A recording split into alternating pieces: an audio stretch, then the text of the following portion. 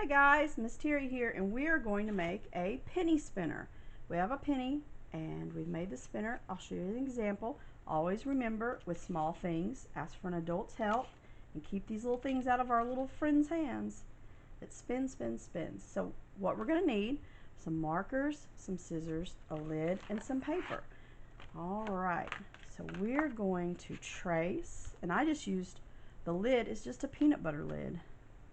So we're going to trace it around like that, and then we're going to use our scissors, and always ask your grown-up for help if you need help with scissors.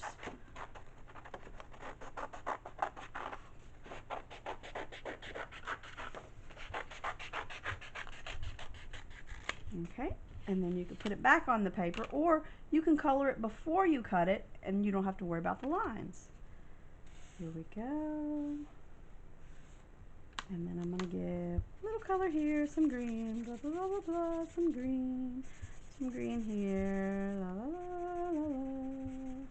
And you can do whatever you design you want. You can do whatever colors. If you don't have markers, you can use crayons. This is your art, and it's all for you. And then I'm going to do a little blue right here. Boop, boop, boop, boop, boop, boop, boop. Some blue, some blue. Blue, blue, come back, blue. There we go. So, then I'm just going to need a little cut right here.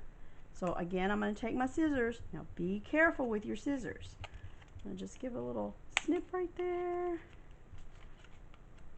And then just enough for the penny. Alright. Now you guys, I know your penny spinners are going to spin so much better than mine. I want to see in the comments how it looks. Woo! That one went all the way across the room. It was so great. Thank you guys.